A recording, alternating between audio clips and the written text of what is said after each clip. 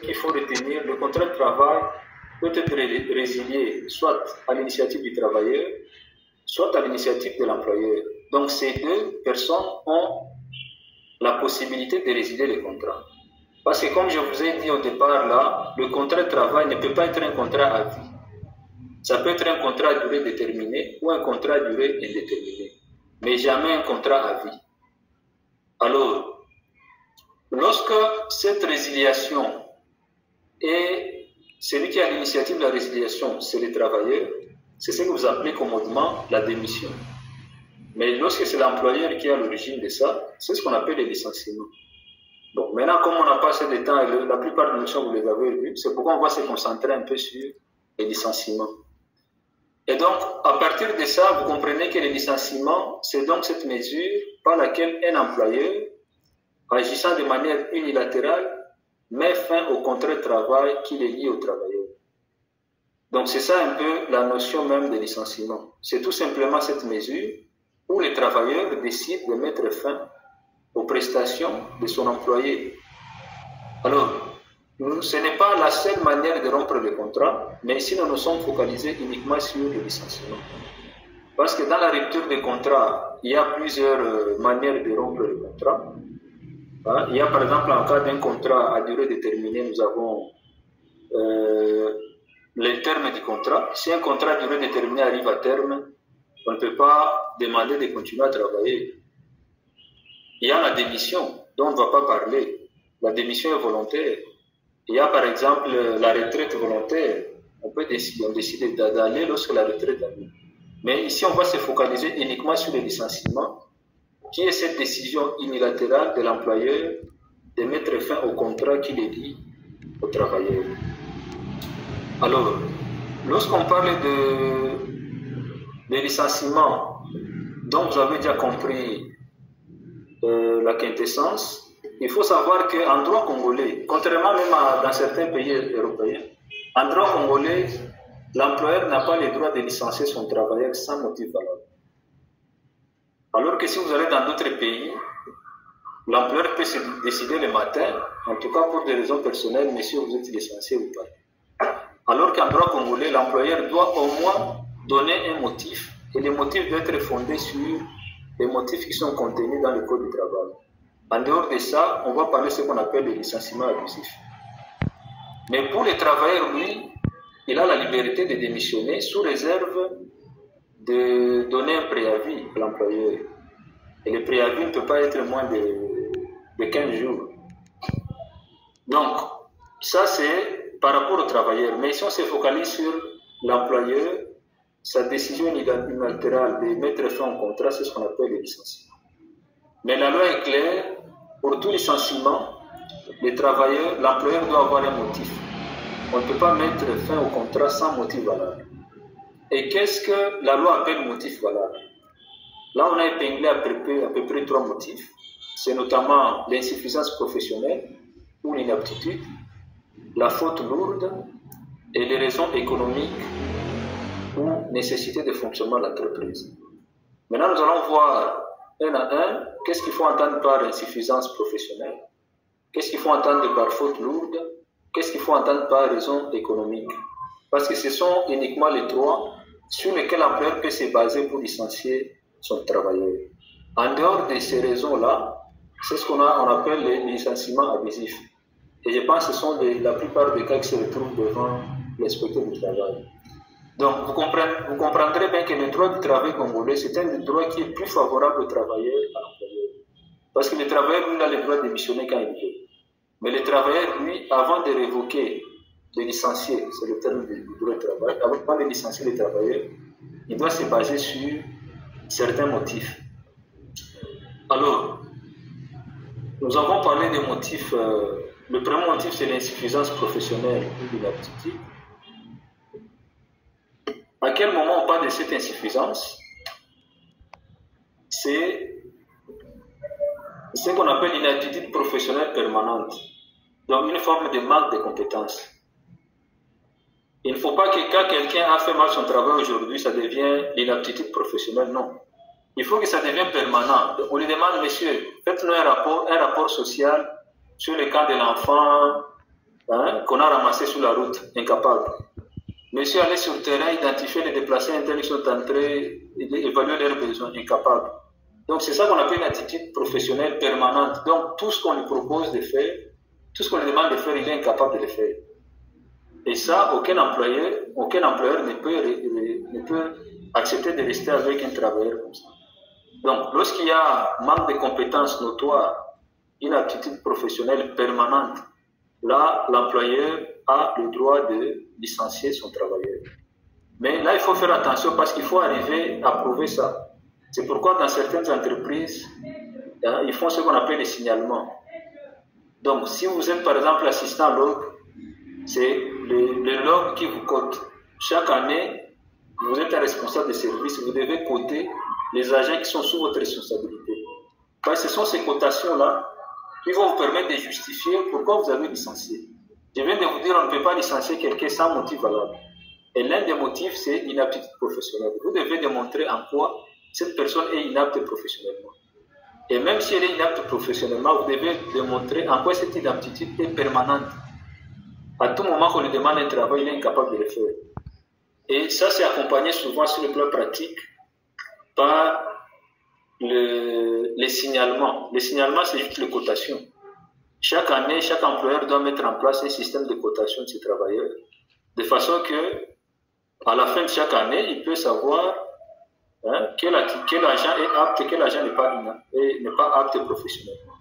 Et là, ça va aider, nous allons le voir dans l'autre slide, ça va également aider lorsqu'il s'agit d'éliminer certaines personnes. Donc, il faut qu'il s'agisse d'une attitude professionnelle permanente et non d'une simple attitude d'un jour ou 2 jours. Alors, deuxième situation d'inaptitude professionnelle ou inaptitude, c'est l'inaptitude physique ou mentale. Et ça, c'est constaté par un médecin. Pourquoi on met le micro? Justin, on va faire un signe de téléphone. Justin peut... Donc, il y a l'inaptitude professionnelle permanente. Ça entre dans l'insuffisance professionnelle. Mais il y a aussi l'inaptitude physique ou mentale. Mais pour une aptitude physique ou mentale, cela doit être constaté par un médecin. Nous l'avons vu, avant de signer même le contrat de travail, on fait passer quelqu'un dans un test médical pour savoir si le travail qu'on veut lui confier, la personne sera apte. Il ne faut pas mettre quelqu'un dans l'usine et puis après, suite à sa maladie, la personne trouve la mort au sein du travail. Donc, on a parlé de ça lorsqu'on parlait de recrutement. C'est parmi les phases de recrutement. Il arrive un moment, même si la personne a été jugée apte, professionnellement compétente, mais il faut un certain moment qu'il y ait un test. Mais il peut arriver que la personne était apte physiquement, mais au cours du travail, la personne devient inapte. Mais ce n'est pas vous, l'employeur, qui déclarez la personne inapte, physiquement, mentalement, par rapport au travail qu'il est en train de faire. Et là, c'est le médecin qui doit le déclarer.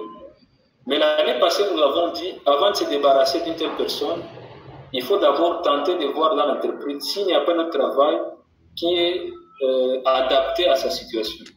C'est lorsqu'on ne trouve pas un autre travail adapté à sa situation qu'on peut maintenant licencier la personne pour une aptitude physique ou mentale.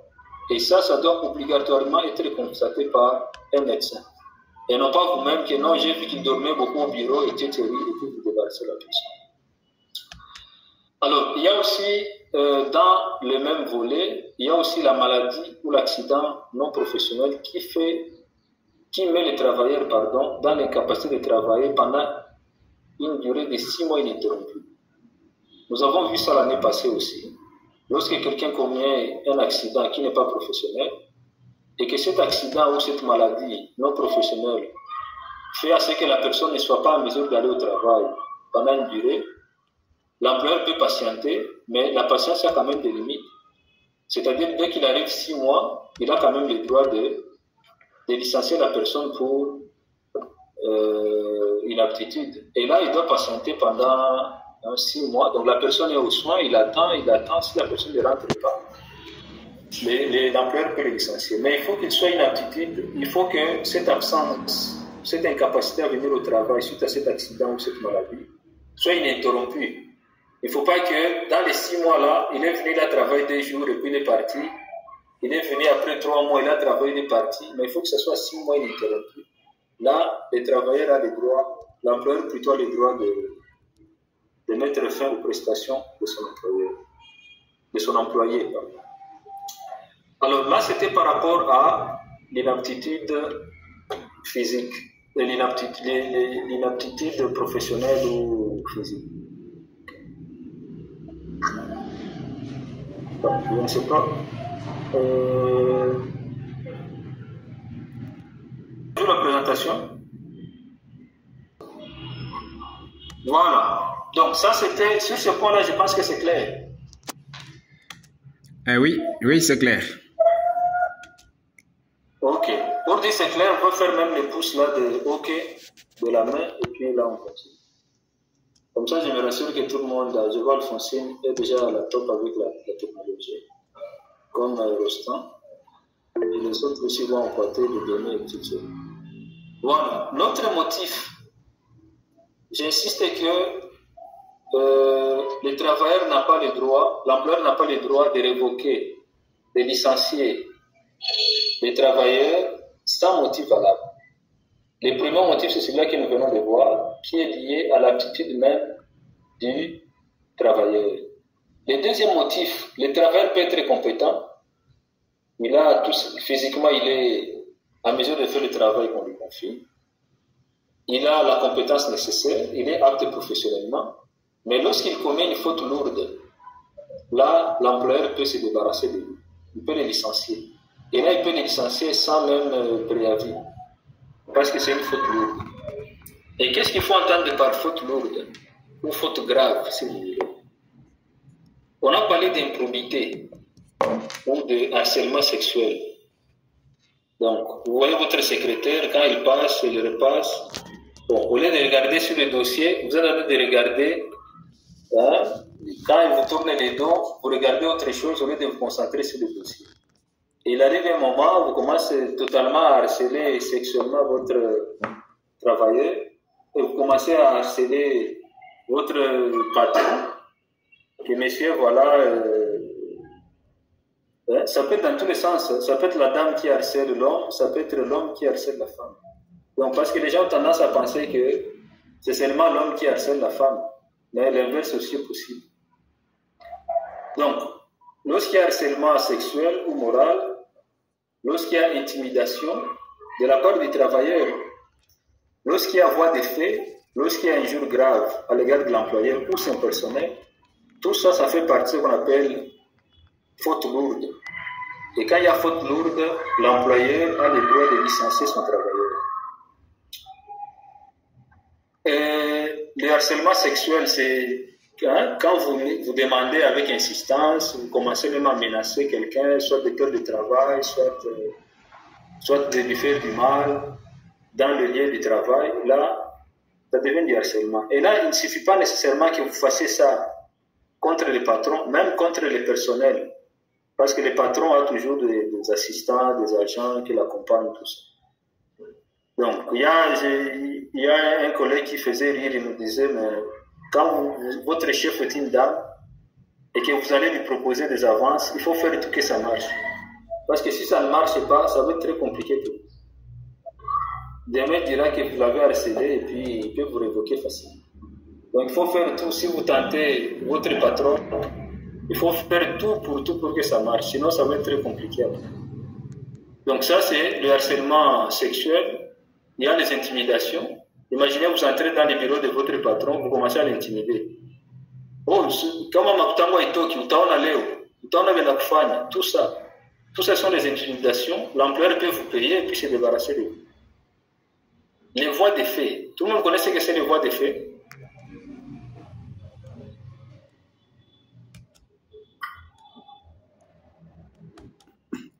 De mon côté, je ne les connais pas.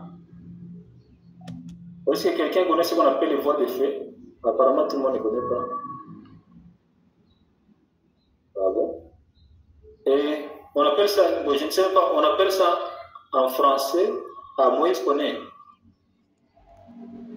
Je vois Moïse a applaudi, apparemment il connaît. Vous pouvez nous expliquer ce que c'est les voies de fait?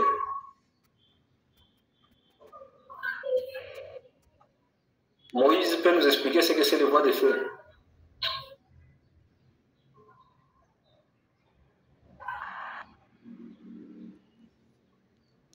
Apparemment, Papa, j'ai compris la question. Les voies de fait. Nous sommes en train de parler des fautes lourdes que le travailleur peut commettre et qui peuvent constituer la raison pour l'employeur de les licencier. Et parmi ces motifs, on a parlé d'improbité morale, d'harcèlement sexuel moral, d'intimidation, ça vous connaissez c'est quoi? On a parlé des voies de fait. C'est quoi à votre avis les voies de fait?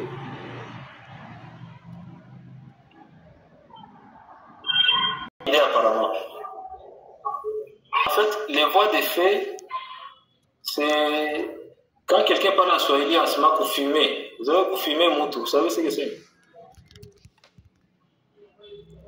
Oui, oui, c'est les prendre par la chemise juste au cou et puis Exactement. les secouer. Exactement. C'est ce qu'on appelle en droit, mais c'est même une infraction en droit pénal. C'est ce qu'on appelle des voies de fait. Donc si vous faites ça à votre patron, c'est une faute lourde et ça lui donne même le droit de vous licencier. Et de vous licencier sans préavis. Alors, il y a aussi les injures graves. Bon, maintenant, je ne sais pas si le législateur a distingué les injures graves et les injures moins graves. Parce que là, la limite va être compliquée à fixer. Qu'est-ce qu'il faut entendre par injure grave et qu'est-ce qu'il faut entendre par injure moins grave? Et c'est là peut-être à la jurisprudence de préciser. C'est-à-dire, lorsque l'affaire est portée devant les juges, c'est à lui de classifier est-ce que cette injure est grave ou n'est pas grave. Imaginez si vous dites à votre patron, on a le kichwa. Et par coïncidence, ça tombe que votre patron a une grosse tête. Donc là, l'injure paraît trop grave. Bon. Mais par contre, si vous lui dites on a kichwa alors que sa tête est normale, bon, peut-être qu'on va dire que l'injure n'est pas grave. Ce qui est vrai, le code n'a pas défini ce que c'est une injure grave, mais ça fait partie des fautes lourdes. Alors, il y a aussi les préjudices matériels intentionnels causés à l'employeur pendant l'exécution du contrat. Donc, vous êtes en train d'exécuter le contrat et que pendant l'exécution du contrat, vous faites voler la moto. Ça, on a eu un collègue comme ça, il est allé boire, il a tellement bu qu'il a même oublié la moto au bar. Et quand il s'est ressaisi, il est allé chercher la moto n'était plus là. Ça, c'est un préjudice grave que vous causez contre l'employeur. Et pour ça, il peut même vous licencier parce que c'est une faute lourde. Donc là, c'est par rapport à la faute lourde. Ce sont des raisons qui peuvent faire en sorte que l'employeur vous licencie. Alors, les derniers motifs de licenciement, il y a aussi ce qu'on appelle les faits immoraux pendant l'exécution du contrat. Qu'est-ce qui peut être considéré des faits moraux, à votre avis? Des faits immoraux, ça vient des mots immoral.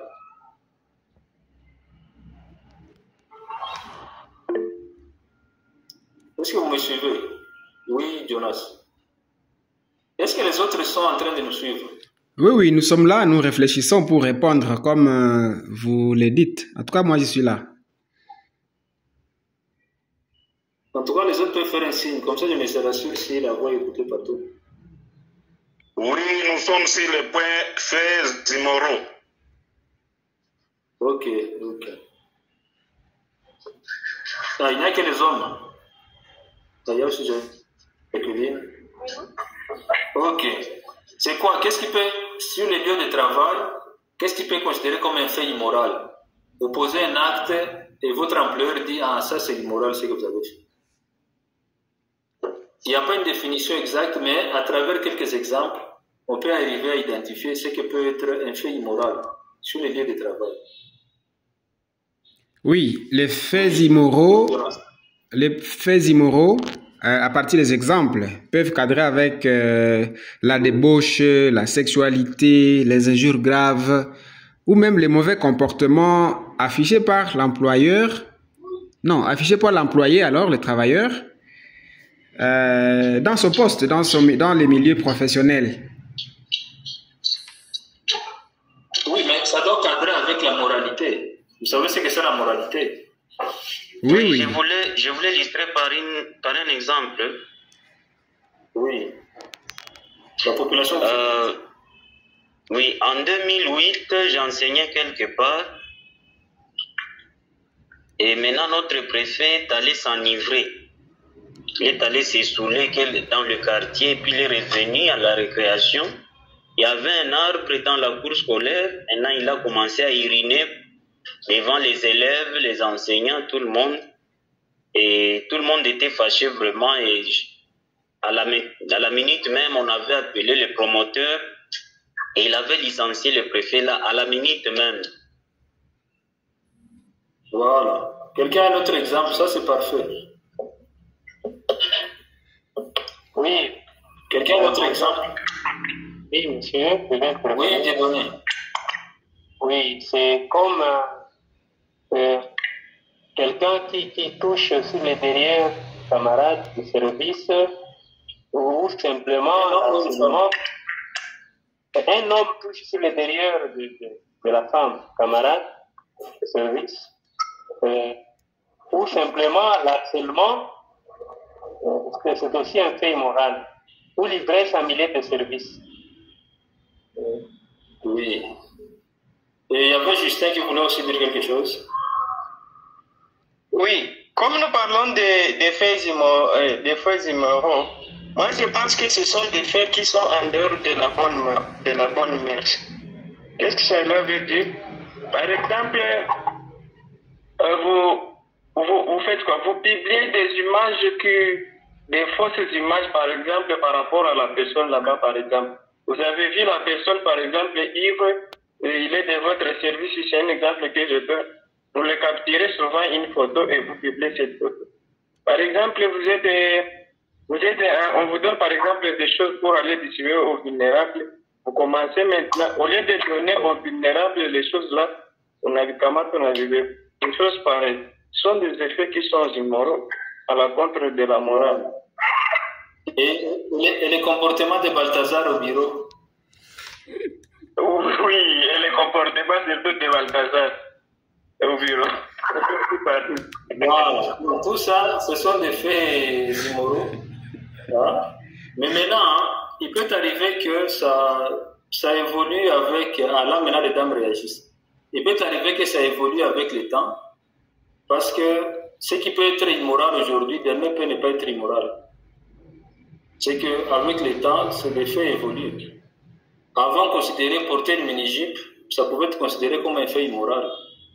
Alors qu'aujourd'hui, c'est tout à fait normal. Et si vous vous attaquez à une telle personne, c'est vous qui êtes maintenant dans l'immoralité.